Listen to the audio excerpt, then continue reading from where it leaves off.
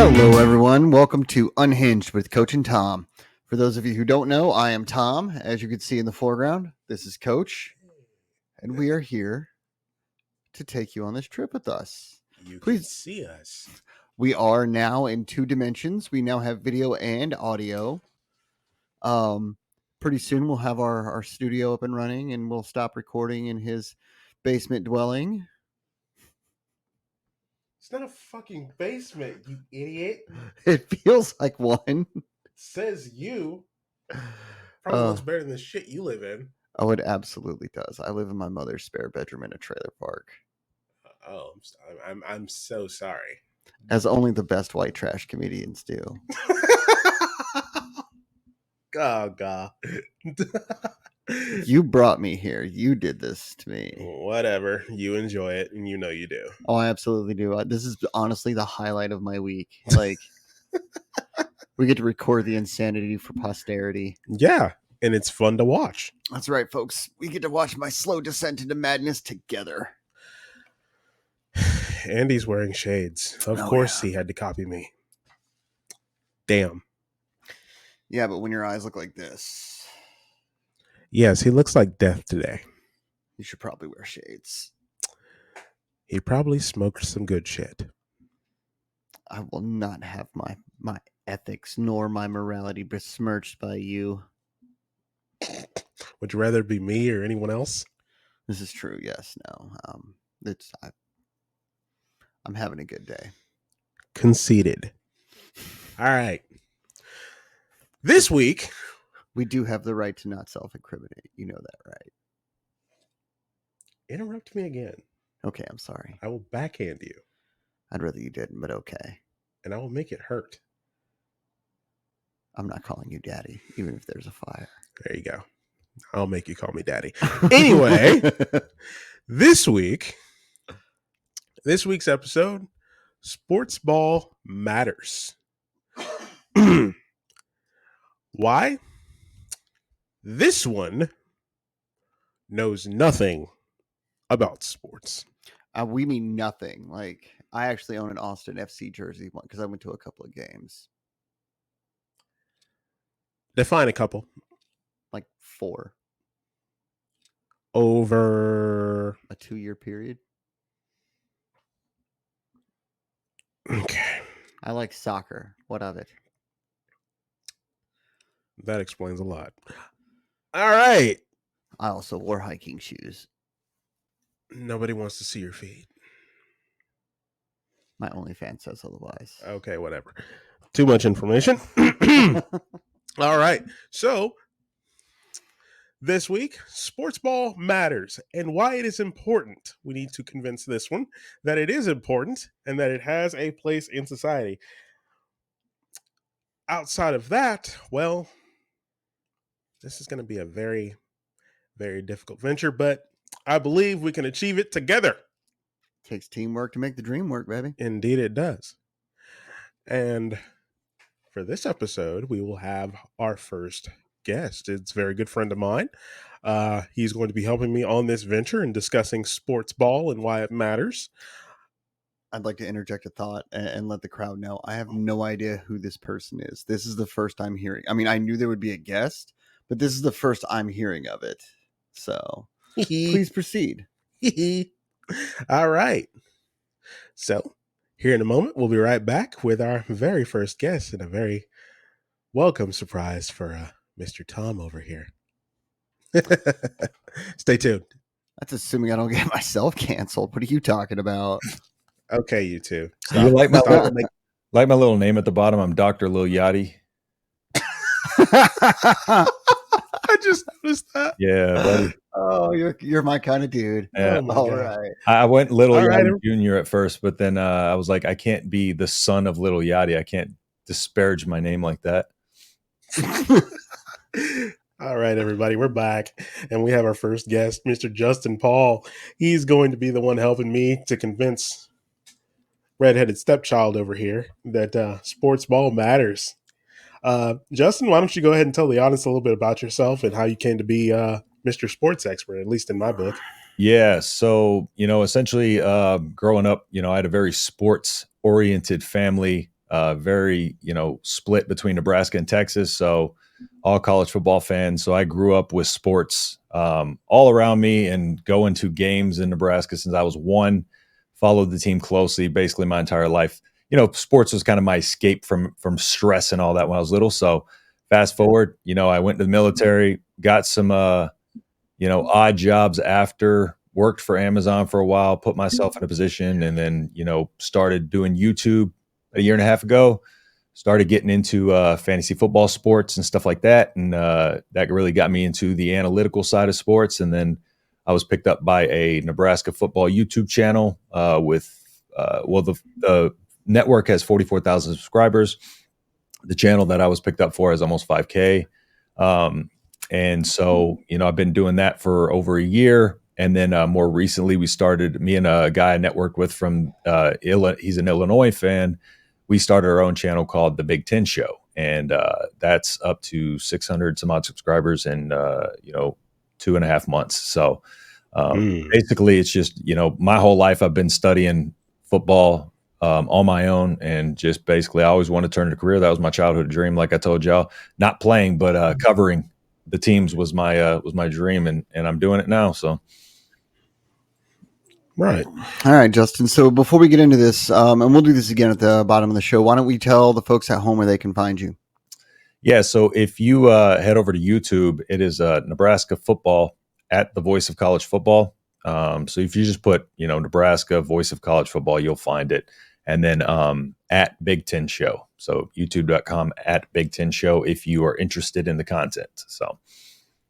And I will definitely put that in the description of this podcast for everyone to go and click and show them your support. Now, just for a little bit of background on how I know Justin and I both went to college together. He had, I believe, just gotten out of the military. And he probably hated people at that point, but me being the annoying 21-year-old in a wheelchair that I am, I always like to make friends with the biggest, tallest, meanest looking person on the planet. So I ran over his ankles, and I just kept being on his heels and talking to him whenever I came across him. So this is a relationship built on physical abuse? Kind of, yeah. I mean, I'll stand for this. Yeah, it's mutual. Yeah, but it was one of those. It wasn't one of those where it's like a bad relationship where it gets worse over time. It was more so we started with violence and then we kind of lessened it over time. Mainly because of distance. I moved away, so he couldn't hit me no more. But yeah, he moved away and he just left me. Yeah. So I'm just like, what the hell? I'm just all by myself. But no, it's one of those things where I, for some reason, have like this sense where sometimes I can kind of tell when somebody needs a friend. So I'm just like, okay, I'm going to be their friend for as long as they want me to be. And a lot of times it turns out to work heavily out for both parties. So, yeah. And then, just watching him and kind of inheriting a couple of the ways that he does things, not giving a fuck, doing what you want, and not caring really what other people think. I've inherited a couple of those traits myself, thanks to him, and it's actually helped make my life better. Now, when it comes to sports, when it comes to Texas sports, definitely he's a Texans fan. I'm a Cowboys fan. Well, big whoop. But we're both Houston Astros fans. So, of course, when it comes to all things Astros, he's the only person I listen to. And then when it comes to all things Houston Rockets, he, of course, is the only thing or only person that I listen to. Excellent. So to give you an idea of my fandoms, and these are all very casual because I can think of 1,000,001 things I'd rather do on a Saturday or Sunday afternoon. And that's just me. Yeah, no. I mean, everybody has that right. And I get it. Like, I get going to games. I absolutely adore going to stadiums and spending too much money on beer and whooping and yelling with the fans. Yeah. And tailgate. So I'm an Astros fan because they're the hometown team. They always have been. I'm not a super duper basketball fan, but if they're on, my interest in that has lessened over the years. It's become they basically taken away defense, so no fault of yours there. So I've never really been a basketball fan because I'm a 5'7", 160-pound white guy. I'm Checks not a out. giant basketball fan, even though I'm a black guy. So yeah, there we go. I'm a Cowboys fan because my mother's a Chiefs fan, and it All right. enrages her that all three of her children are Cowboys Well, fans. But my brother is a Cowboys fan by default because like he and his husband live in the same neighborhood as my sister and her husband, and they're Cowboys fans. So by default, my brother's a Cowboys fan. So I'm a Cowboys fan because I'm the baby. I'm the failure to launch, and it worked out. hi, I'm a stand. I mean, I'm a stand-up comedian. we can't all So be. yeah, it enrages her that I'm a Cowboys fan. It's worse that she's Um, a Chiefs fan because I will say I am probably the certified Cowboys hater number one. that he And is. over the last few years, though, the Kansas City Chiefs and mainly Patrick Mahomes, I've been a hater of Patrick Mahomes before it was cool. As soon as he was drafted, I couldn't stand the guy because I knew him from Texas. See, I fucking love the kid. I can't stand him, and Really? I hate the Chiefs.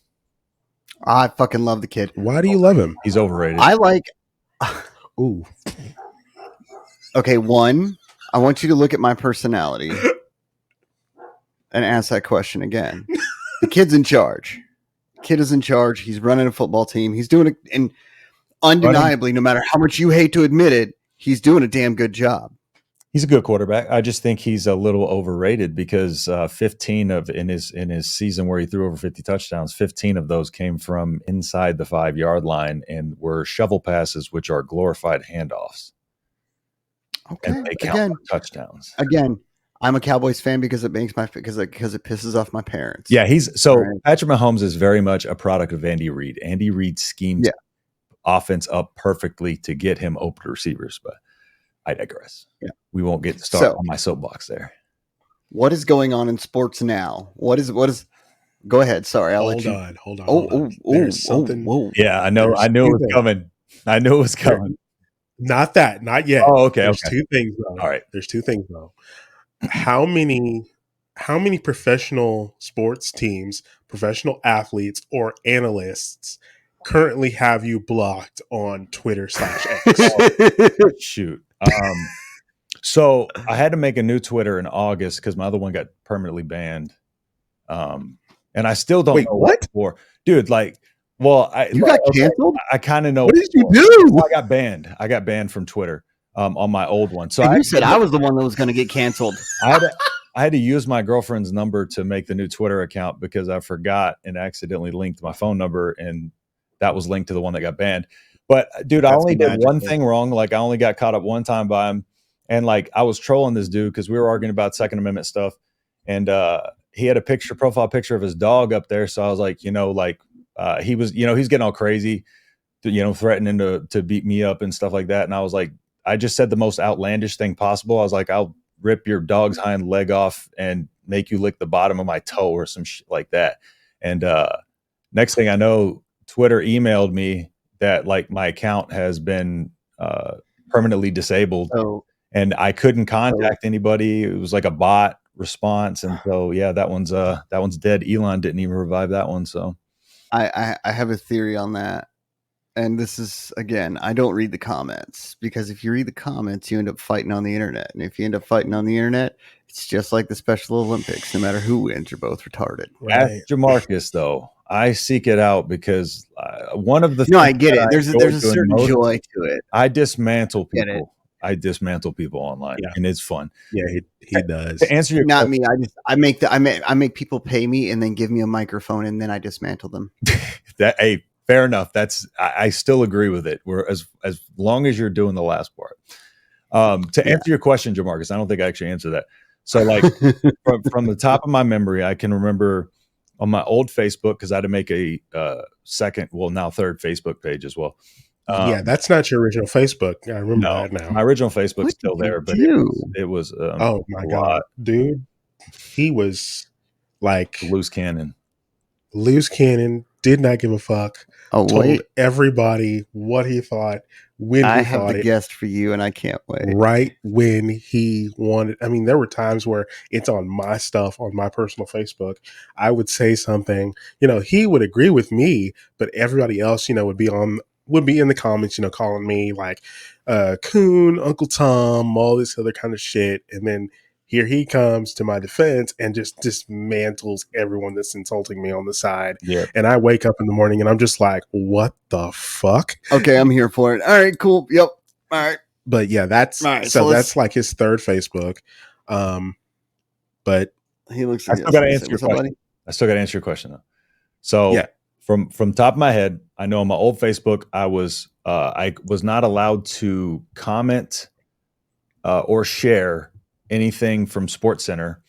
I was banned from commenting on the Oklahoma City Thunder page and the San Antonio Spurs page. And to this day, I have a screenshot of I'd have to go find it in my cloud, but a screenshot of a guy who commented the next season asking where I was and why I was in hiding. Where's that guy who trolled all last year or whatever, Justin something? And I was like, dude, I left an impact on them. They were talking about me into the next season, but I wasn't allowed to comment. Ariel Hawani, who's an MMA reporter, he blocked me. Trevor Bauer, the former Dodgers pitcher, he blocked me.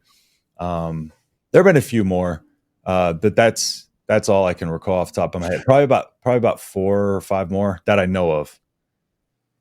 oh my goodness. Okay, that's awesome. So you're a controversial sports ball man. Well, so this was all like on my page. This was not the sports stuff. Try to be a little bit more professional, but still I'm more tactful, but I still can, just try to tear people apart. But on my personal pages though, it was a matter of basically just like, I don't know. I just feel like I say the things that other people think, but are too afraid to say, and I think you say the quiet part out loud. Yeah. And I think everyone just agrees with their friends and they'll go on their posts and kiss their ass. And I'm not afraid to go on my friend's post and be like, you're a fucking idiot, So okay. That's just how I operate. I mean, I feel like, but it doesn't earn you a lot of friends, but the way I see it, it's weird because society asks for people who are going to be real, but every person who's real gets shunned by those same people because they call it aggressive, rude, disrespectful, So people want realness until it's time to be real, That's why I'm a comedian, and that's why I do my art in person. Exactly. I don't give out sugar for free. You want to come? You want me to make you laugh? You want me to do the fucking dance for you? Well, come pay me. And you can still get your message across.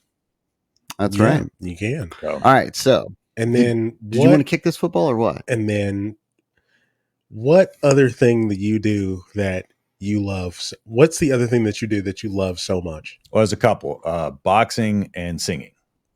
There it is. Okay. The first one, not the second one, but the first one. I'll keep that one in mind for later. Anyway, you wanted to go ahead and kick this football off. Go ahead. All right. So what is going on right now in sports that is relevant that I should know about, that those of us who don't do sports should know about? Do you, should I bring up the one thing, Jamarcus, or is that later? Let me go ahead and just that's the biggest. Let me just go ahead and pull this one. Give me one sec. Let's see. There it is.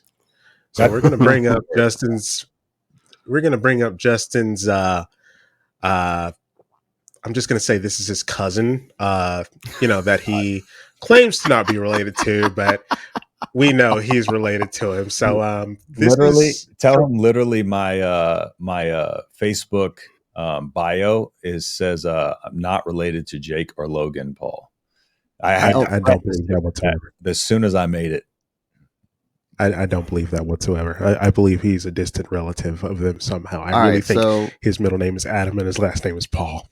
So we're getting into Paul versus Tyson, which is disrespectful in and of itself. That is Tyson versus Paul. Listen, fuck that noise. You got to give the people what they want. You got to give the people what they want to hear, and this is the hot topic right now. Yeah, exactly. So I'm going to get into it because I actually give a fuck about boxing. Yeah, I want to hear you. I like watching grown men maul each other. Okay, humans are fucking scary, right? And I like watching scary humans do scary shit. So I'm excited for this. I'm convinced that this will be the first ever hate crime against a white man. Okay. All right. Mike Tyson got on Joe Rogan, who gets more views than Fox News, CNN, MSNBC, HLN, and the Discovery Channel combined. Mm-hmm. And started crying, saying, I don't want to let that person out because hell's coming with him. Mm-hmm. And then Jake Paul stepped up and signed that man's shirt. I am ready. I am so ready. Oh God, I pray with every fiber of my being that Mike Tyson just crushes his face into the back of his skull and lights a joint. Okay.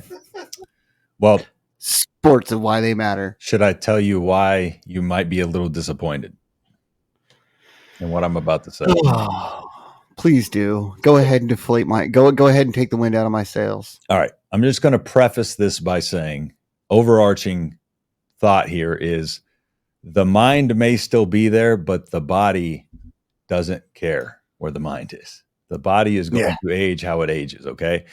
Now, Tell me about firsthand, it. I can tell you the wear and tear that boxing does on a body is crazy.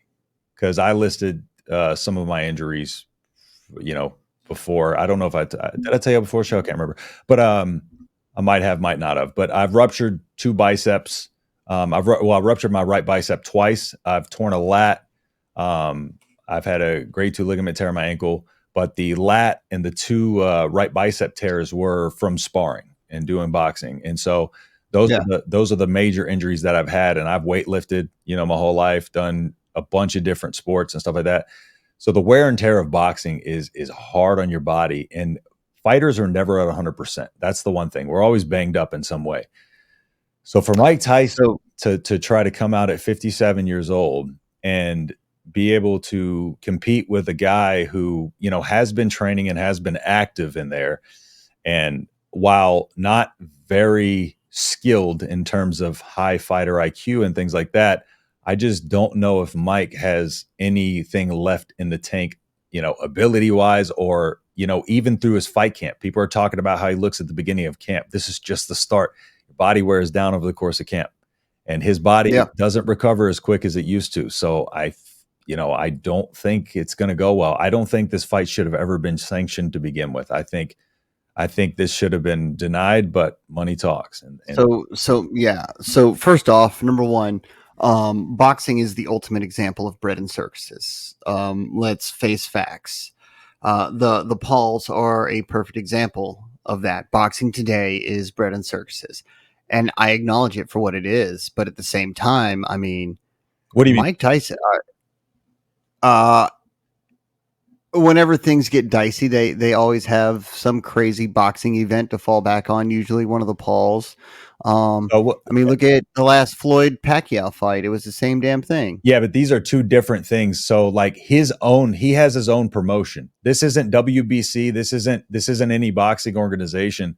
Most valuable promotions is Jake Paul's commission. So this isn't boxing. This is Jake. I mean, they do have sometimes when they have, like Amanda Serrano on the card and stuff like that, those are sanctioned fights, but these are all put on by his promotion, not other promoters over other fighters. So that's note about this. So this and the Pacquiao Mayweather stuff was just the fact that they were way too past their time by the time they actually signed the fight contract. Yeah. Pacquiao went in there with the torn rotator cuff.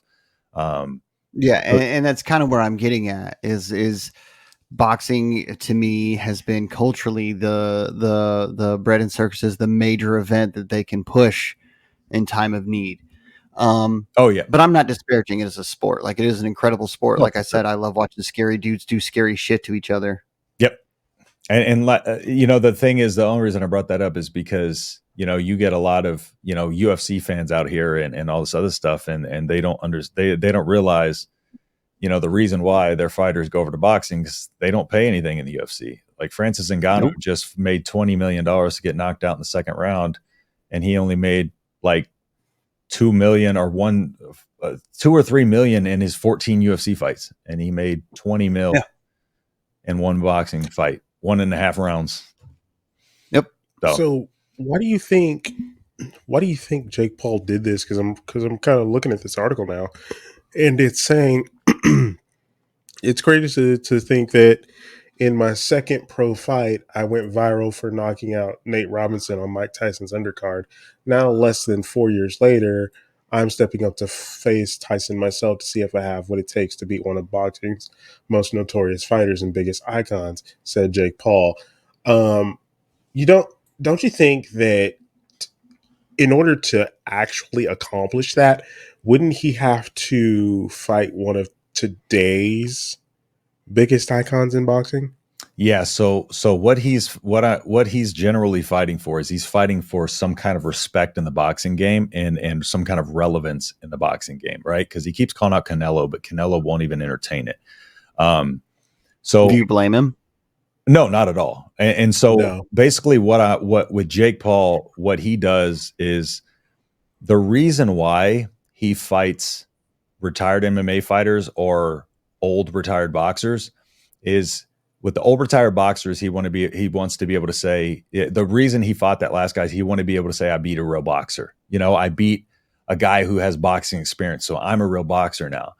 But what he Yeah. does, leading up to it, he would fight, Ben Askren. He knocked out Ben Askren. Ben Askren was 37 years old and was a wrestler with no stand up in MMA and just came off a full hip replacement. Okay. So he knocked Yeah. him Right. out. Then he fought Tyron Woodley. Tyron Woodley was 40 years old and was notorious in the UFC for not being able to let his hands go anymore. He got gun shy and he stopped throwing punches. And the entire reason he lost on the decision the first fight was because he wasn't active enough. And the second fight, he got knocked out. Now, the reason these MMA fighters are getting knocked out is because they have a tendency to drop their hands. They don't use head movement. They move forward and back in straight lines. They don't take pivots. They don't take angles. Typically, the reason being is because kicks, takedowns and stuff like that. You don't want to dip down into a kick. You have to be able to move your hands down quickly to be able to catch a takedown. So their hands are kind of more in the middle instead of being kind of like where they need to be. And so they react. They're very reactionary to everything because they're used to like hitting kicks, going for takedowns, not everything up here.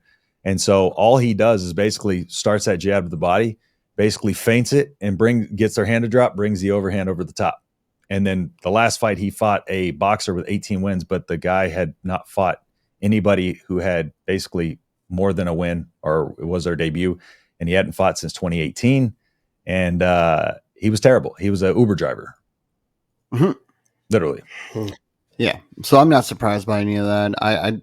I sincerely hope that this goes the way I hope it does. I hope you're right. And Tyson just beats the ever loving dog shit out of him.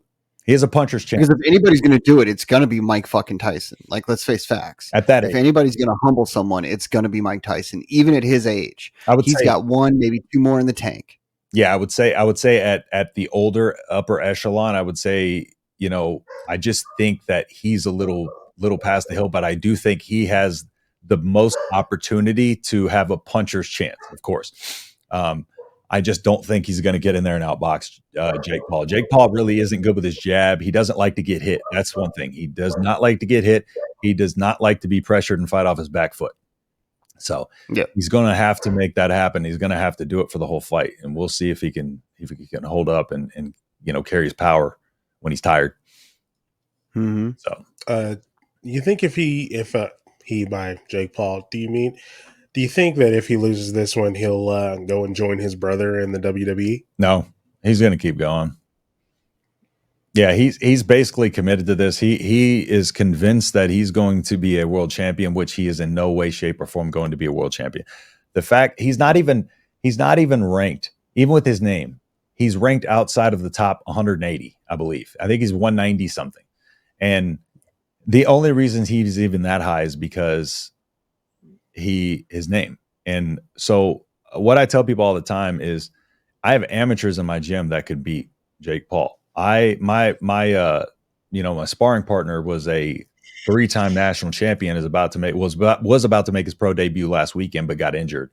And he would destroy Jake Paul. Like, it wouldn't even be funny. I would screw Jake Paul up. I don't know about language, how y'all feel about that, but I know y'all don't care, but I don't know for we do not care. Okay, I don't care. Are you saying I would that fuck Jake Paul the fuck up? All right, essentially. So dog walk. Yeah, I would dog walk Jake Paul, and then I would make him not be able to use the name Paul anymore. It's mine now. That's how this works. There you go. You heard it here first. You heard it here first. We don't the Paul versus Paul fight we've been waiting for. This is the Jake Paul shirt. I need to show him this. We don't play boxing. This ain't a game. Quit treating it like one. And I mean, Fucking do it. just looking at the article, it even says my sights are set on becoming a world champion, and now I have a chance to prove myself against the greatest heavyweight champion ever, That's what he the wants to be able to baddest say. man, the baddest man on the planet, and the most dangerous boxer of all time. This will be the fight of a lifetime. It was just like right after Logan Paul fought Floyd Mayweather in that exhibition that Floyd Mayweather didn't even train for, didn't even put forth an effort, and they had a clause in there that he couldn't go for the knockout. He basically coasted that entire fight and still landed more punches and threw significantly less. He basically landed over 50% of his punches. I think it was like in the 70% range. And then afterwards, Jake Paul had the audacity to tweet, my brother just beat, oh my God. He said his brother just beat Floyd Mayweather. I draw a blank on his name. And which was not the case. And so now he's probably just wanting to be able to say, I beat Mike Tyson, and many people can't say that because he's 57 and nobody's calling out old men but you. Right. Yeah. So basically, bragging rights is what it is. Yeah. He's fighting for relevancy right now because boxers don't take him seriously. Yeah, that's the key word is relevancy. Fighting in combat sports are a lot like combat itself, or even at the risk of sounding cliche, performance art, comedy, acting, music. Yep. The way to win is to be undeniable. Yep. Be an undeniable fighter. Be an undeniable comic. Yep. That's that's the struggle that I'm coming into as a new comic is being authentic and putting out good stuff, and in a tough industry. I'm not fighting old men. Yeah, in a tough industry at that, right? Like, and to be a world champion, you have to challenge yourself against the best. You have to. You can't just sit here and rack up wins against 57-year-olds and retired fighters that didn't even crack into any rankings ever. The guy had a 0.5 star out of 5-star rating on BoxRec, by the way. And expect to be able to, go fight Canelo. Canelo is, significantly smaller than Jake Paul. Jake Paul just fought at 200, and Canelo's probably walks around at 175. And he would murder Jake Paul. He would take his head off. That fight would go however Canelo wanted it to go. It would end whenever he wanted it to end. There's levels to this game. There's a lot of levels to this game that people don't understand. So that's the reason I think you should go for it. I've been doing just it 10 years. Absolute, fight me WBC or don't fight me, and then just mop the fucking floor with him. I wish I had a big enough name to where I could fight him. I've been boxing for 10 years. I've been boxing way longer than he has. So, and I would just like to steal his lunch money so he can stop, calling out the top of the top, bro, because you're not that, I promise. I'm so glad we brought this out first and just ruined your day. Yeah, this is something I've been vehemently passionate about lately because I'm so tired of people being like, "Oh man, Mike Tyson's gonna kill him." I'm like, bro, we really let nostalgia really alter our view of reality. So yeah. I think a lot of it is also a hope for sincerity. Like people are hoping for just one little shred of authenticity and sincerity in life. And in an authentic, sincere fight, I'm still convinced that Mike Tyson is sharp enough. He is a sharp enough fighter, and he's been in enough knockdown, drag out brawls that have scared him. Okay, that he knows how to pick apart a fighter. Again, like I won't be convinced that he can't. We've watched him do it how many times? Yeah, how old? Yeah, but now he has all of that experience to play against a kid who's only beat C-list boxers. But how does experience and all that doesn't help your body recover? Yeah, no, I know. And it doesn't take away the wear and tear. I don't think people understand. No, that's just my fingers crossed. That's all that is. Yeah, yeah. Because even all the running and road work that we do in boxing, all those miles and miles and miles, that kills your joints. Like my lower back is kind of bad, and my running is running. Running is running. All right, and I'm coming from a combat arms background in the military. We would run between 15 and 25 miles a week. Oh yeah, you know what I mean. These guys run like 10, 12 miles a day, though. Yeah, Like, that's what I'm saying. Like, I hurt oh from yeah, it. yeah. I know how he feels. Yeah, and especially like from the Marine Corps, like all the humps y'all do. Well, people don't know Infantry, what humps. People people army. don't know. I'm sorry, Army. People don't know what humps are. Yeah. Rutting essentially. Whatever you want to call it. But all that with that gear and like you're having to hunch forward and you're just walking endlessly, not Mhm. knowing where you're even going to end up, bro. All that kills your back. Yeah, and Yeah, so body. the wear and tear on this man is incredible. I just hope against hope. Me too. That's all it is. I hope you're right. People people I people want hope against hope. That's all it is. yeah. People love a winner. That's my whole thing. I hope you're right I too. just don't want Mike Tyson to tarnish his legacy with this. I don't want Mike Tyson to be a meme. Yeah. I know Jake Paul is the type that will disrespect him if he beats. Oh yeah, definitely. That is Oh my yeah, 100. biggest fear about this. All right, so what's next? What is next? So next thing I have up, you hear the news about Aaron Rodgers stepping into politics? Oh yeah, What? with Yeah, Robert he's stepping Kennedy. in. He's What? stepping into politics to Hold on. support Robert Kennedy. Oh yeah, I'm okay. I'm on board with this. I am too. Because so for just a little nugget of information, my sister is the definition of as living off the land and doing things different than anybody could ever imagine. So when the vaccine when COVID hit, the fake virus, no, not fake, I'm just kidding, but it wasn't get bad. But when that hit, right, the American frontline doctors that came out and were like talking against it. So those doctors is what she was a part of or is a part of still. And so, where was I going with this? What was the question? Wait, what was the question? Bro, I'm at ADHD. Where we go? What was the question again? CTE hurts. So does he. Oh yeah. So The Robert Kennedy. Sorry. Where I was going. Yeah. Jamarcus, my ADHD. I just need you to ring my memory sometimes. All right. I just need you to be. He's already working on one. So Be I there. mean, he's only let me go on one tangent so far. So I'm proud of him. Be there for the assist. Because on my channel, when I'm recording and I lose my thought, I'm like, just bear with me for a second. I'll get there. I don't care at this point. It's become normalized. But yeah. So with her, like she was sending me all this stuff on Robert Kennedy, and he's anti-vax, and Aaron Rodgers was much maligned for the COVID toe stuff. Do you know about the COVID toe?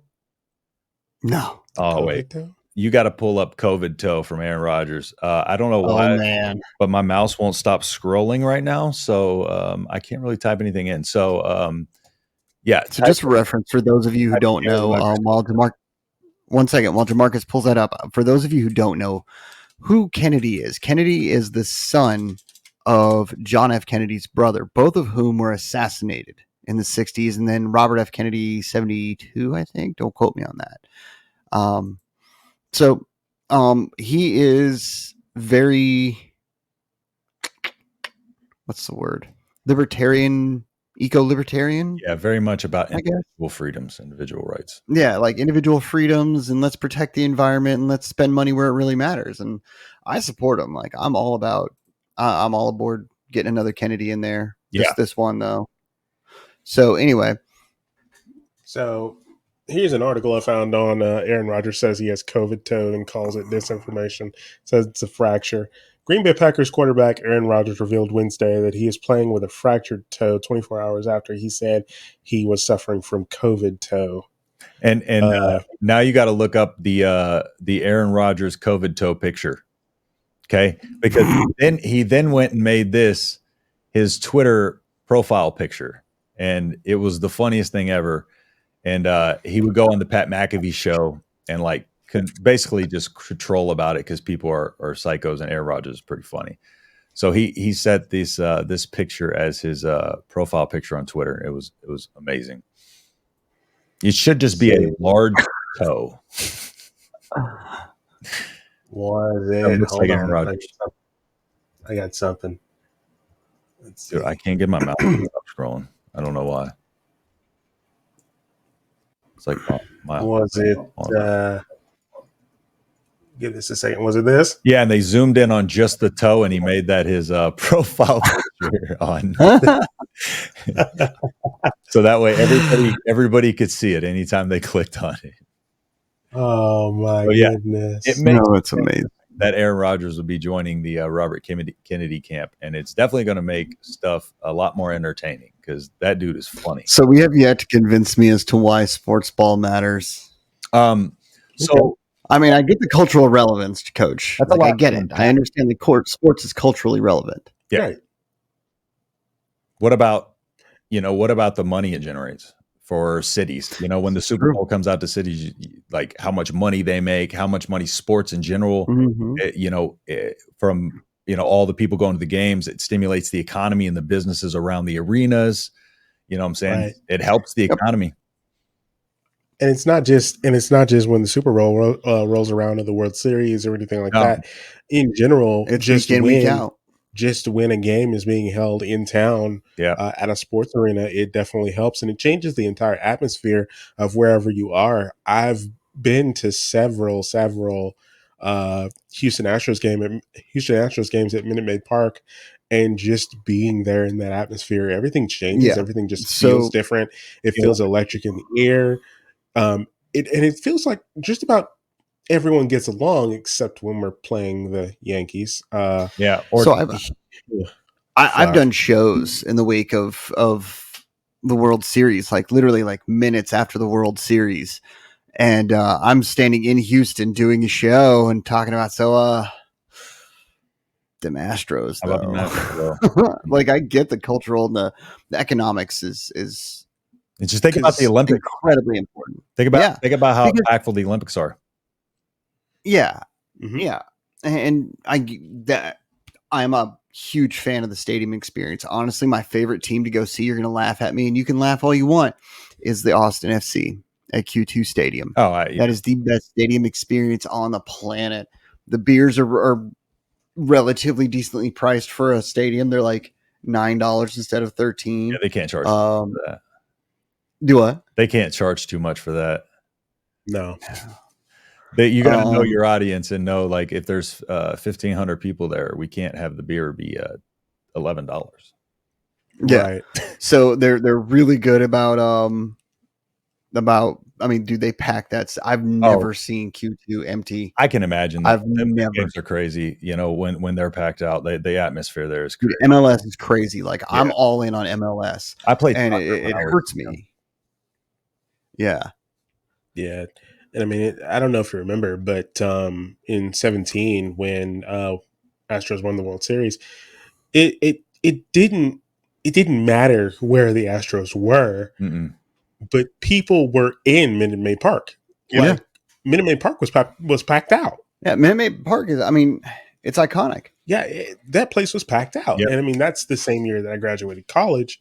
And so that year, a lot of good things happened. And I'm just like, this is the best time of my life. Because I remember because there was a time where out on our football field, they were playing the Astros game on the big screen. And I just sat on the 50-yard line and just watched the game in my chair. Didn't Hurricane Harvey also hit that year? Yeah, that was the year of Hurricane Harvey. That was man, that was great. It was great outside of that. Yeah, outside of that. It was great outside of that. So Hurricane Harvey, whenever I was still married, that was a wild ride. Jamar, It was like splashing into the door. Oh, yeah. It was wild. I was out here. But Go ahead. It was just that I remember before that, I remember just sitting on the field, watching a game in like 2015, 2016. And we had like 100 and something loss season again. Yep. And, I was wearing an Astros jersey and I was still cheering for him and going for him as best I could. It's just at that moment of winning the World Series and then seeing Jose Altuve, get all this attention and MVP and all that stuff, I'm just like, this made it worth it. This makes it so worth it to have gone through those 100 lost seasons and dealt with all that heartbreak and all that stuff to now be at this point where in both 17 and 22 we won. Yeah. And now people hate us Yeah. because of it. And we're all cheaters and all that I was shit. going to say, wasn't it the sign stealing? Yeah, that was the sign stealing scandal that everyone I is was a going to fucking say, part that's of. why they hate the Astros. That we Everyone steals fucking signs. I don't want to fucking Oh, hear I it. know. I Well, agree. Like, if you're going to tell me they don't cheat in sports, I'm going to call you a liar. They cheat their asses off. And I anywhere won't be there's told money, otherwise. anywhere there's betting and Yeah. money involved. But the thing is, the Astros stopped cheating in the middle of the season against the Chicago White Sox because the Chicago White Sox catcher heard it or the pitcher heard it, called the catcher out, and they changed up all the signs and they reported it. Okay. So from then on, they had to stop doing it. Jose Altuve, they did statistics on the trash can bangs and all that. He had zero participation. Him, Josh Reddick, Tony Kemp did not participate. Jose Altuve actually got mad if he heard the trash can bang during his at-bats. He said it hurt him more than it helped him. Yeah. right. I believe it. And, Go ahead. Sorry. go ahead. No, you're good. Go. No, I was going to say to your point about, being there during the 100-loss season and stuff like that. That's what sports fans don't get because to appreciate the highs, you have to be there and feel the pain of the lows, but I feel like that's where you build, that is, you establish that like intimate connection with the team, because you're one of few fans still there. And then you see them rise from it. You see all these other people join, they don't got a clue about the team, that you're loyal to. So, Right. And let's see, something else recently happened. Oh, I saw your post about Saquon Barkley. That's what I wanted to. So, are you not a fan of Saquon Barkley? No, that's not the case. I would have loved to have Saquon Barkley. I just didn't want Saquon Barkley at 3 years and over 30 million. Reason being, hold on, let me swiggle my water. Go ahead. Reason being is because running back has the shortest shelf life of any position in terms of how longevity, right? Running backs peak, right? Their most productive years are on their rookie contract between ages 22 and 25. Okay. From 26 on, they start to descend, and typically 27, 28, they hit this nosedive of a cliff, right? So prototypically lately, running backs are getting paid significantly less because most teams are doing a running back by committee. They have multiple backs and they don't want to pay a bunch of money to a running back because also running backs don't recover from knee injuries as well as wide receivers do because the way they operate their position, their knees take a whole lot more brunt of stuff and they don't rebound as quickly. And some of them don't rebound at all. They never get their careers back to what it was. So running back's a very risky position, but especially you got an injury prone back like Saquon and you want to sign him for you want to tie up 35 million in cap space to have him for ages 27, 28, 29 or 27. Yeah. 20. He's going to be there till he's 30. So, you want to tie up that much money and, it may work out year one. It may help you year two, but when you're paying year three in that deal and he's washed and he's, a backup or, then you're still tying up that money where you could have other free agents if you would have just signed him to a 1 or 2 year deal. So 2-year deal. Yeah. So do you think that signing these players to these, big extravagant contracts are sometimes a waste of money? Yeah. And I hate to say it, but I'm going to speak against my own guy here. Dak Prescott. Yeah. Yeah. His contract is hurting the Cowboys significantly. Hurting the Cowboys more than helping. They can't re-sign or sign anybody. Nope. But because of that. Exactly. And so, with the free agency period, here's the thing to know about it. 33% of free agents are success. That they end up being ultimately successful for that team. 33%.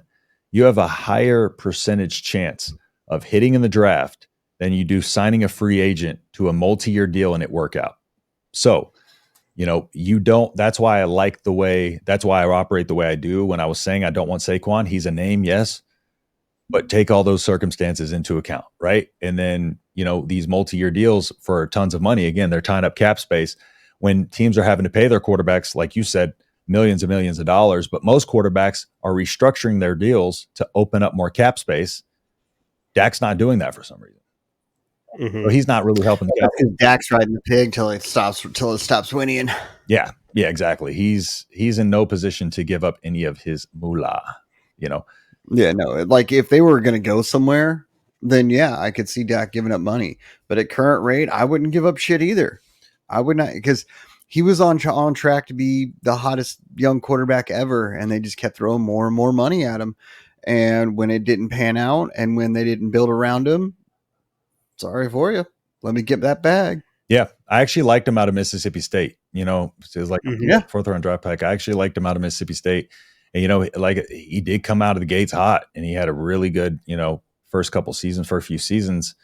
And it just seems like Jerry is one of those guys that goes up opposite of what I say. You know, I feel like Jerry likes these huge contracts and likes to sign these flashy names. And now you're in cap space hell because you have all this dead cap, you know, tied up in players that don't play anymore, or tied up in the players that you have. And you have absolutely no cap space to re-sign your guys or sign anybody else. And that's ultimately the problem. If you sign a whole bunch of money and sign people to long extensions, down the road, you're going to regret it. You know, that's why the Texans, Nick Caserio likes 1-2 year deals. He likes prove it deals. Get the production and get out. Hey, Jamarcus, just one thing too. I was going to say later on, we can also, if you want to pull up the Barstool video, that would be, I'm sure that would be something everybody wants to see. The Barstool video? Do you remember at the Rockets game, Barstool Sports? Ah, yes. Yeah. Let's Backstory here. So I live in Phoenix, right? And so I go to every Astros, Diamondbacks game, Rockets, Suns game, Texans, Cardinals games. So I was, you know, my ex had bought me tickets to the Suns game, right? And I had an inner ear infection. So I was on antibiotics and I was kind of just a little annoyed. We went out and, you know, I couldn't drink because I was on antibiotics. So you made Barstool? Oh yeah. Not by choice. But it's pretty funny now. So then we go into the stadium and, you know, the guys behind us are super drunk, right? But like, I'm like, whatever. So for the first half, I just kind of watch the game. I don't entertain anybody talking trash or anything like that. And even to the point where my ex, who was like, hates when I get crazy at games, even she was like, you know, why aren't you saying anything back? I was like, just give it to halftime. You know, I'll start bantering back like the third quarter. I just was over it. I didn't feel good. And I didn't want to deal with drunk idiots, but eventually they got on my nerves. And I even like, you know, caught a t-shirt and handed it to the lady in front of me. So there was a lot of Suns fans I was interacting with, you know, cordially, just looking around with. So it comes later on in the game. Basically, James Harden pulled up a three, you know, hit it, put the team up by 17, put the Rockets up by 17. It ended the game. So I turned around to the crowd and did this whole little 3-point bow and arrow, you know, just at everybody. And they're all yelling, flipping me off and stuff like that. And I turned forward and all of a sudden I feel like this little splash of liquid. And they basically threw a drink at us when we turned our back. It landed next to my ex, which pissed me off because they hit her and it splashed up on me. And at that point where the video comes in, I am trying to fight anybody who will make eye contact with me because I don't know who threw it. And so I'm telling everybody who makes eye contact with me, we can all go to the parking lot. Like, because I don't want to get arrested, right? So we can all go to the parking lot. I don't want to get banned from the arena. I don't want to get banned from all NBA arenas. Yeah, you just want to be able to handle it. Let's go take care of this, right? Right. At that point, you know, all bets were off. I was seeing red. And then video on your page, by the way. And then you pull up the video, and then I'll tell you what happened after. Is that video on your page, by the way, that I can find it easy? Oh, yeah. Where can we find it? I can. You can type in "come at me, bro, Barstool," and I'm pretty sure it'll pull up. Okay. That's what that was what they put it as in the caption. And that makes all of this worth it. While I was getting, it looks like I got kicked out of the game, but I didn't. But while the security was escorting me up, 3 sections were given a standing ovation for them removing me, but not actually removing me. I'll tell you in a second. And the Rockets bench actually looked over. I watched it on the TV, and like all the benches were looking over at what's going on in the crowd. And so like, yeah, so basically you'll see at the end of the video, there's a Suns fan that kind of daps me up. And there was about 8 to 10 Suns fans that vouched for me and had my back and told them who threw the drink. And so I actually got to go back to my seats, and they offered us free tickets to the game, but she didn't want to go because, naturally she didn't want to go back to that place after that. And I mean, I'd have took them. Yeah, so they're like, you don't want them, I'll take them. They were going to let me go back to my seat, but it was about 30 seconds left in the game at that point, and so we just left. Oh, okay. And oh God, I think I found it. Is there with the hat? Taking shit off? Backwards hat. And okay, yeah, I think I found it. And when I was doing the hand signals, I'm basically flipping them off and throwing up the H, flipping them off, throwing up the H, flipping them off, throwing up the H. Hold on. I got to get to where I can get to the thing. There we go. Okay. And then I'll tell you the story of how I found this, because naturally they didn't tag me in it. No, they did not. You are not tagged anywhere. Hold on. So I found this. Screen share. Let's see. Oh, I'm going to restore the audio for this. Mute. I love the giant chain and piece, by the way. That's a nice touch. Hey, you should see my Husker chain right there. Bro, that puts – hold on. That's a foot and a half. That video so I can see it. And lights up. All right, I think this is puts a classy spin on it. There's me. All right, hold on.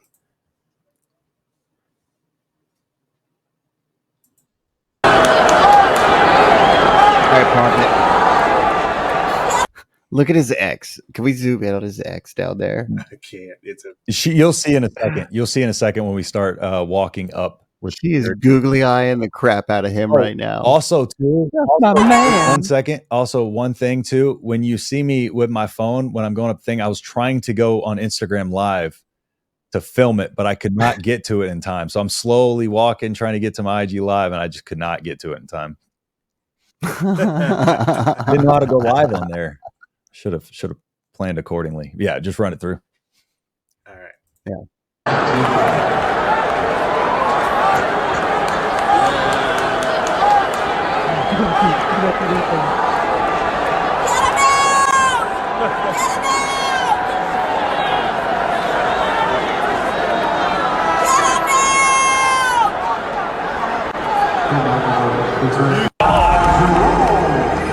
He's gone. No, I ain't.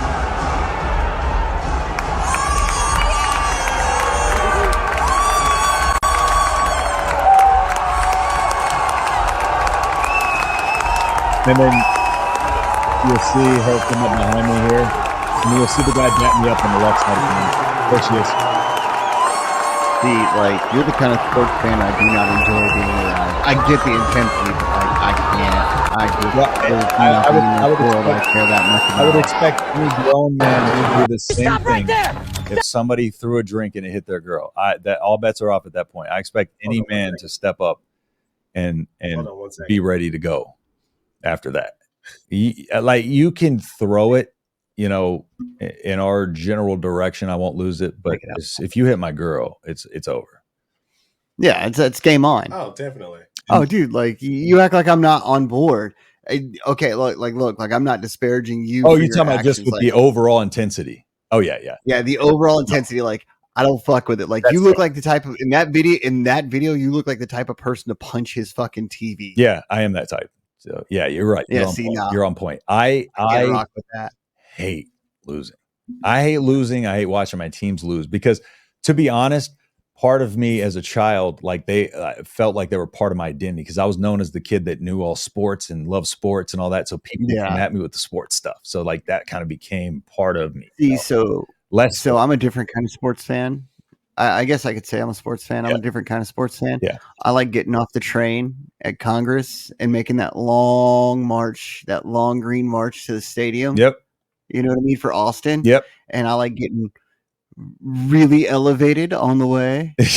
Elevated, huh? Elevated. It's It's a whole experience, whole vibe. All right. Oh. And then I get there and I put my fucking scarf on like a proper soccer fan. And then, but if you're a soccer fan, you know they're more intense than yes. any other. So I'm not above. So I have thrown punches in that stadium, but it was I've when never thrown punches at a sporting event. So you're worse than me. okay, but one, it's at a soccer stadium. Two, it was against a Mexican team. It's still a sporting event. No, I had to fight. So you're when the telling me Mexicans comes, you have to fight. You're- It's Fight Club. you're telling me you're that guy in certain circumstances. It's in you.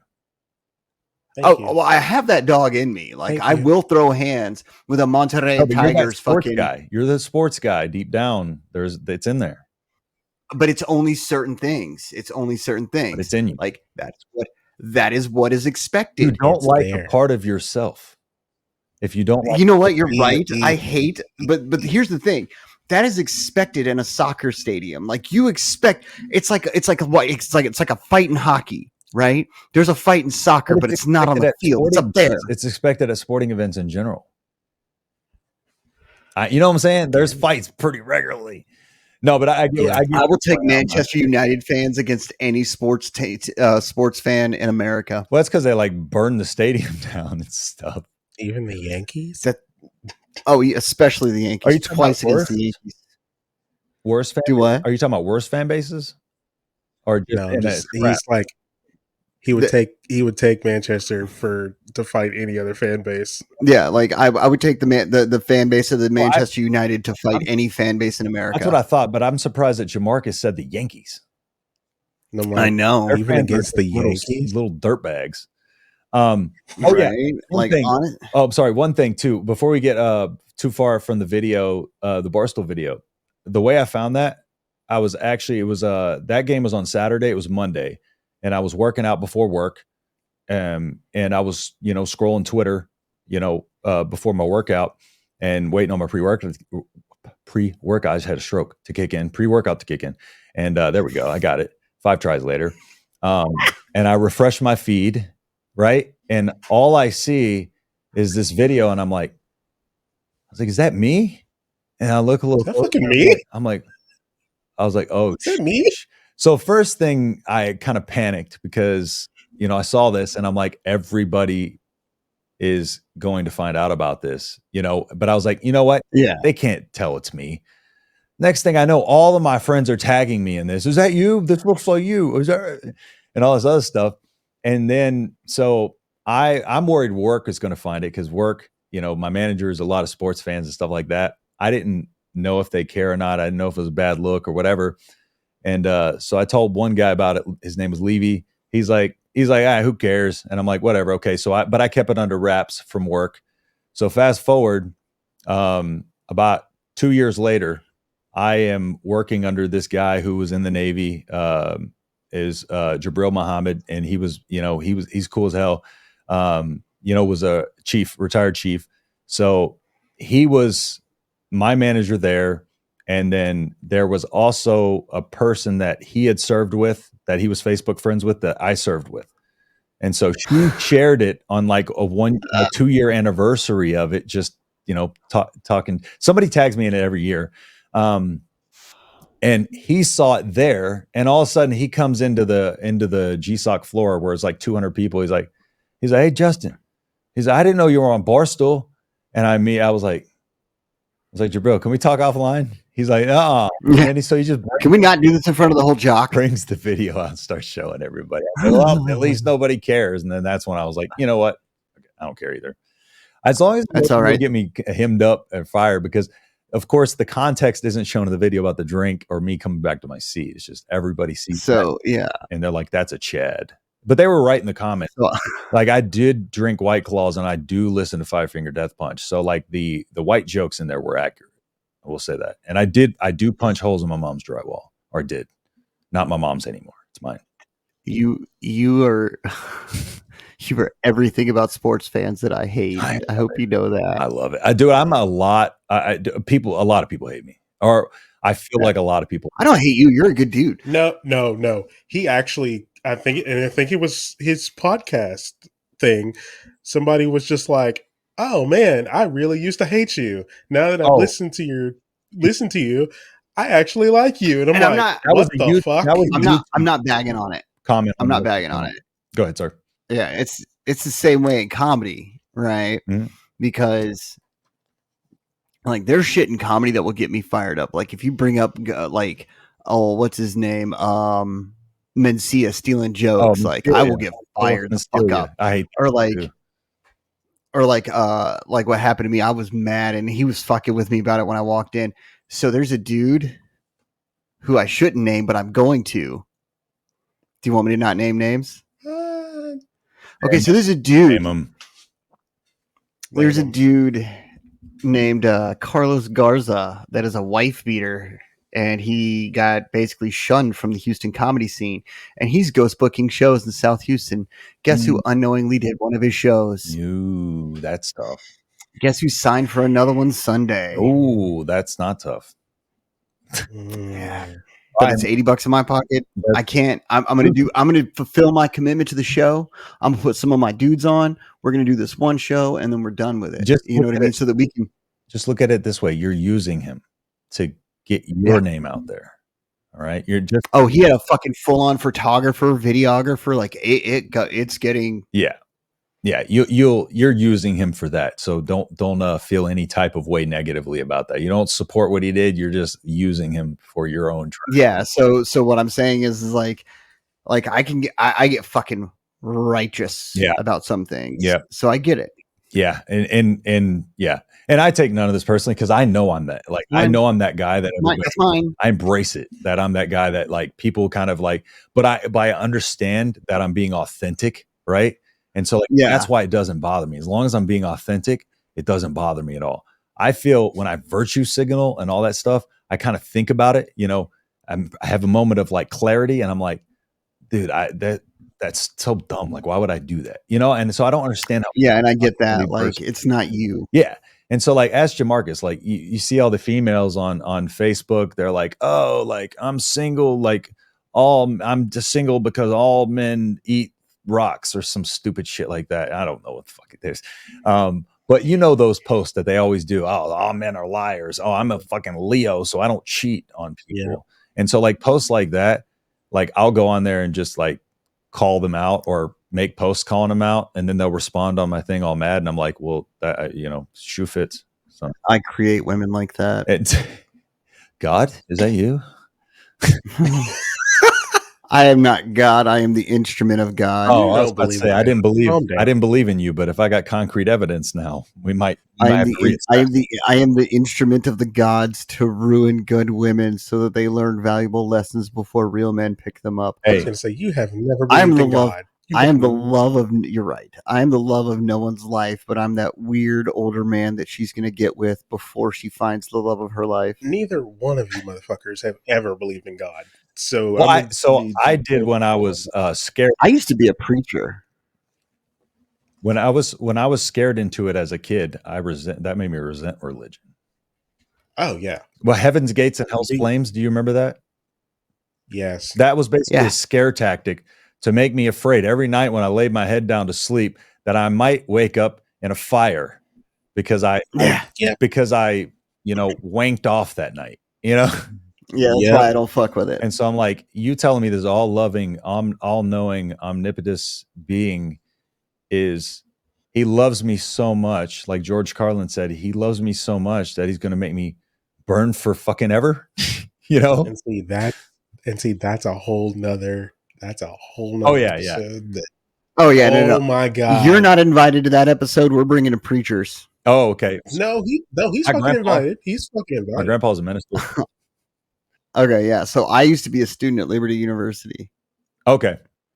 Yep. Like I did Liberty Online, and there's a mandated like 5-minute break at the start of every video that you can't skip. That is your dedicated time for meditation and prayer on the lesson that was provided. You were provided the scriptures for before you started the lesson. There's a university out here. It's a Christian university called Grand Canyon. I totally understand that because they have a class that is about religion, and that is insane to me. That is the definition of brainwashing people.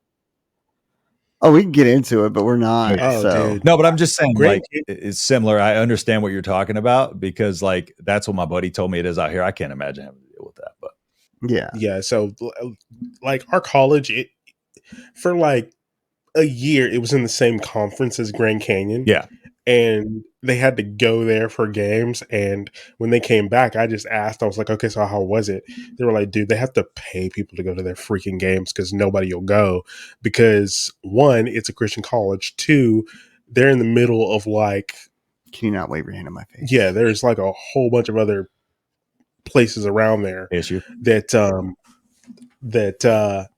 that they go to. So they have to pay people to go there. Yep. But yeah, no, that's a whole nother issue. In your opinion, which is better, major or college? Major. Like, what do you mean? Like Uh, major league, major like league or college sports? pro or college? College. All day. The atmosphere is completely different at a college game. Yeah. And a game day on a Saturday for football it's the most fun thing. It's morning to night. You know, we at Nebraska games, we get there at 7:30 in the morning. Even if the game's a night game, do we have to get there at the bar at 7:30 in the morning to be able to get our tables because the bars fill up so quick. Even when it's a night game, it's morning to night. Yeah, and it's fun. It's crazy. So Tailgating is the best part of That's college athletics. that's something I missed out of college. get to get up on stage I and definitely sing want to go. too. It's awesome because the bar we go to, my dad actually joined that band when he was 13 years old as a bass guitar player. And I'm talking about like they were in bars and playing in bars, but they just met my dad who was 13 because his brother, you know, my uncle was in the band and they had him play bass guitar and they had him come onto their band. And my dad passed when I was 15. So now I get to get up there and sing with that band that he originally started with. So it's pretty cool. It's a pretty cool. That's amazing. Yeah. So yeah, but yeah. Okay. I can definitely catch that. You're gonna have to take me to a university game. Let's do it. I got you. My cousin's got season tickets. Basically, you know, for the Oklahoma game, he got his front row right about the 40-yard line. So, and I can get sideline passes now too. But okay, let's go. He certainly can. I will go. All right. Look, that will be part 2 of top. We'll make this a continuing thing, and I will fly to various places once we have a little bit more budget for the show, and I will come and experience why this is important. You're gonna love going Nebraska. The reason why is because we are notorious for having the nicest fans in college football. Like there are no fights, there's no drama. Like we are in there partying with the other team's fans. Like I bought a Michigan fan a drink out there this last time because there's no drama out there. Like everybody's having a good time. You know what I'm saying? I'm 100% here for that. Yeah. It's a good time out there and it makes you want to act right because everybody else is not being a jerk. So you don't want to be a jerk. So I'm here for it. You feed off so each be other. on your best I behavior. probably got You act like I don't know how to do this. You don't. I am a stand-up comedian. I've been around the world twice, met everybody once at least. I thought you were going to say you were a stand-up citizen. I was going to say, oh my God, you're such a liar. I am not a stand-up comedian or stand-up citizen. I'm a stand-up comedian. All right. I'm not. Let me tell you something. Comedian, I'm a stand-up. I am a professional degenerate. Got that right. That's okay. a good thing to be. I mean, honestly. Like, what city do you want to go party down in? How hard do you want to party down in Austin? You want to go? Let's go. Go to Jacksonville. You want to go to Houston? I guarantee you, if we go to Houston right now, we ain't going to bed till fucking Tuesday. Go to Jacksonville, you'll get jumped. Yeah. Speaking from experience. Same thing in El Paso. Oh. You fuck around in El Paso, you get beat up by migrants. I've never wanted to party in El Paso. Dude, no. So not once. Hold on. Last time I was in El Paso, I went to an open mic and it was next to this bar. It was supposed to be next to this bar called Mona Lisa Art Bar. And so we're sitting there and it's like me and like 5 soldiers and like one of them's done comedy once. Yeah. And I don't know if you know this or not, but military members and comedians get along fucking great. Oh, it's yeah. We got the same dark humor and there's nothing off limits. Yeah. So it makes So I opened a death metal show, and in fact, I was going to wear it. The one that I wear is his Death Blow Gates of Steel. Mm-hmm. I got that shirt because I opened. So we started with an open mic, and then they were like, "Who wants to open the band?" So I opened a death metal show as a fucking comedian in El That's Paso. awesome. All right, I'm telling you, that is the spot. The next best spot, the next best hidden gem in Texas is Laredo. Okay. Laredo is a hidden fucking gem. Noted, because I would have never thought that. I didn't know either until I went. That's great to know. But Yeah. guys, I'm probably am going to have to run here because I got to go spar. Actually, my buddy, he's in town and he's been wanting to spar with me to test himself. And we're about to go do that in 30 minutes. Finally, it's been years in the making. So about to go spar Send with me a him. video. Yeah. Teach him. Send us a few videos. We'll record so it. we can chop it up for the intro. Yeah, we'll record it. And because I'm just going to work with him and coach him through, and stuff like that. It'll be a good time though. Because he's the same mentality as us. He's very strong willed. He's a grinder. He wants to try everything. He likes combat. He likes the mentality of it. So it's going to be a good time for sure. All right, Mr. Sports Ball, doesn't matter. You got him here for about 5 more seconds. Anything else? All right. So I will say I'm starting to see the value. What I lack is the experience because I grew up poor. I'm willing to give you a chance to come out there and check it out. So you let me know when part 2 is. Gotcha. Let's do it. Let's do it. All right, buddy. We appreciate you being on the show tonight. We'll get this one up as soon as we can. For one last time, where can the fans find you? Yeah, so it's Nebraska Football at the Voice of College Football on YouTube. It's Nebraska VOCFB for short, and Big Ten Show at Big Ten Show on YouTube. And you can find me at _H-Town Husker on Twitter, X, whatever you want to call it as well. You probably don't want to be on my Facebook you probably don't want to be there. Only if you are not offended by everything. Exactly. There was a line from a show that I saw that said, yeah, we can be friends, but a lot of you're going to have to get real cool about a lot of shit. Yep. Yeah, because for reference, I had 11 community standard violations in a year, and I was in Facebook jail for over 180 days 1 year. And so, my man. And right now, I'm banned from groups, from commenting groups and making calls for some reason, and I don't know how long that's going to last. So they're just taking random things away from you to see what sticks at this point. They took Facebook dating. I never actually had access to it. So I know, dude. I never got access to Facebook dating, and I feel like that's where the scumbags like me thrive, and I don't even get to experience it. I'm like, you know what? We should, the ones with violations, we're the ones that belong on there because we're the ones that are going to tell them what they need to hear. We're the honest ones. You both are in relationships. Stop. Oh, well, that doesn't mean I want to go on there now, but I'm just saying Facebook took my right away. Yeah, like I'm not mad that I don't have access. I'm mad that I don't have the opportunity for access. I'm mad at Facebook won't get off my ass. Like you have to understand, I've been told I have the certain appeal of an old alley cat that you keep feeding on the back porch. Yeah. I heard Zuckerbox. All right. Well, there's my insult. I heard Zuckerberg licks toasters. So there's that. I don't lick. Well, I can't say I lick them. I have tried bathing with them. Doesn't go real well. They have safety switches. I forgot the best part. While it's plugged in. Yeah. All right. Instructions unclear. Great outro. Penis stuck in toaster. Justin, thank you, buddy. I appreciate you being here. Hey, man, it was great to meet you. I look forward to working with you some more in the future. This has been this has been so much fun. Yes. I've had a ball. I'll come back whenever y'all want me for more train wrecks. Don't worry. Okay. We'll see you later, bud. Later. All right, and we're back. That was something. I think he made a new friend, which is what I was planning to do all along. So, mission accomplished. Yeah. Now, does sports ball matter to you now? I'm willing to give it a shot. Like I said, I understand the economic and social impacts. I can never deny that. Like what I've lacked is the experience. So now he's invited me to go experience it. So I'm gonna go do that. I'm gonna go to a Nebraska fucking football game. Okay. And I'm gonna experience this. And you'll have to meet him in Arizona first. That's fine. All right. We'll figure that out. As long as you're okay with going to the place that has no daylight savings time. 100% okay with that. I used to date a chick from Arizona once. Well, I didn't date. I had an affair with her. She was my 21-year-old secretary. Oh boy. I don't know if they wanted to know that, but there you go, guys. You have more information on Tom now. Yeah, I'm a giant turd. No comment. All right. So events coming up this week. We have a link sale benefit from Miss Carolyn Bukema. She is battling cancer, and they are raising funds to help her pay for her needs and medical equipment.